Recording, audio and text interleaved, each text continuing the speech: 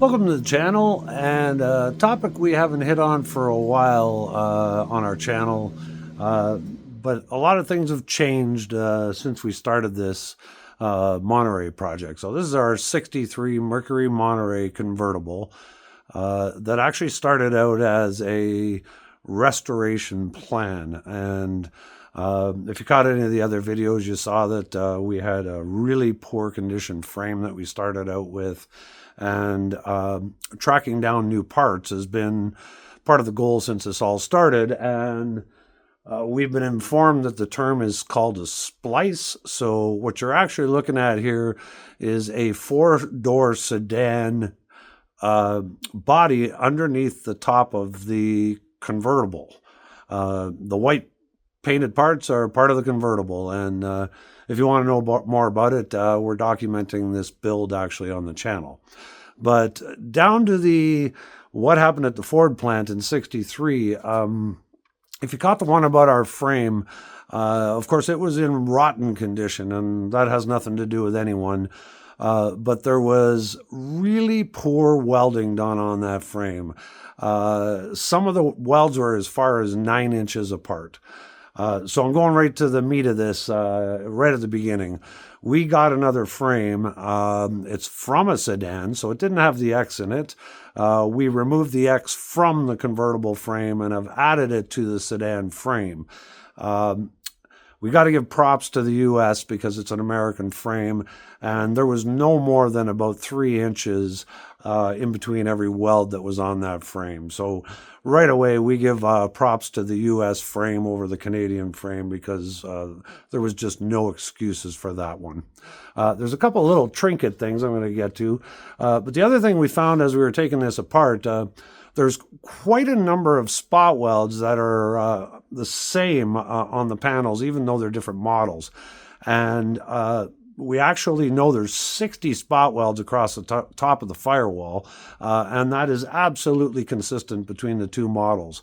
The only difference we did find, the number of spot welds were the same, but it looked like the American car had a little more care taken, and the spot welds were a lot more consistent in alignment, as well as not catching the edge of a panel, making it through both sheets of metal, so your contact area was much better.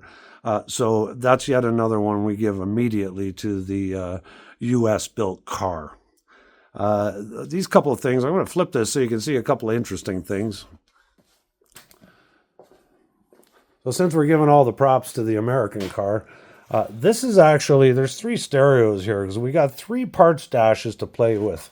Actually, I'll just mention one more thing. We had found that there was a lot of parts from 1962 in our convertible, and that actually wound up being the case in the American components as well. Oh, if I can find it, there you go. So bumper brackets, windshield wiper motor, and actually the clock that we had were American, and those were old parts that were in the 63. So this is a Canadian radio. You can see that these 3 radios are actually really different. These are 2 Canadian radios, and they're actually quite different, although they both came, we believe, originally out of a 60, they're both 63 dashes. This one even has the Made in Canada on it. This one does not. But one major difference, this is out of an American dash, this stereo, and you see how the push buttons still look quite good. They're actually a metal stamped piece. So therefore, the chrome plating that was put on them lasted a lot better than this Canadian one with plastic buttons. Oddly enough, this other Canadian radio also had stamped metal buttons, but obviously suffered much poorer conditions that it sat within. So, but we give props to this. This is actually a very usable piece for our project. Consistently, both the Canadian and the American cars had, these are the title tags that go around your controls on the dash, and they're plastic with a chrome on them, and every single one of them on all 3 of the dashes we got for parts have worn the chrome off the plastic. Here's the gauge clusters out of a couple of them. I'm not really sure how this worked, but our convertible had this gold background on it, and found more images online that show that same thing. But yet, here's the gauges that come out of that dash, and they're actually silver. They actually don't really match the gold that's right there. The other dash we took apart had a silver background on it, which was consistent with its gauges that are also silver. This is the American dash. So I don't know what happened with these center discs on the American dash, but you can see the chrome plating on them absolutely failed.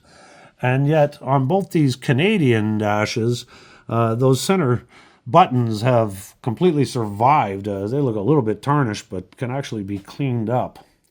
The other immediate thing about these gauges is the American charging gauge is alternator, and both Canadian gauges actually say generator on them. Now, we also know that in '64 they discontinued the Monterey in Canada, so I don't know if that was part of the issue there, but just found it rather interesting because I can't confirm, but I believe in '63 they were still running a generator in the American-built cars as well, because according to what I found, '64 was the first year that Ford and Mercury actually started using alternators in their cars. This is the other little weird detail, because I can get close enough. Both the outer gauges on the Canadian dashes have these two little pins right here on either end of the outside dashes, your temperature and your fuel gauge. You can see right there as well. Those two little bumps that are on either end, almost like the end of an indicator. And yet on the American gauges, those aren't present. It's not a big difference, but it's for something that absolutely looks so similar, it's just a little surprising that there's any differences at all. So we give one to the Canadians for this one because their discs held up a little longer, although I'm not sure that really competes with the frame.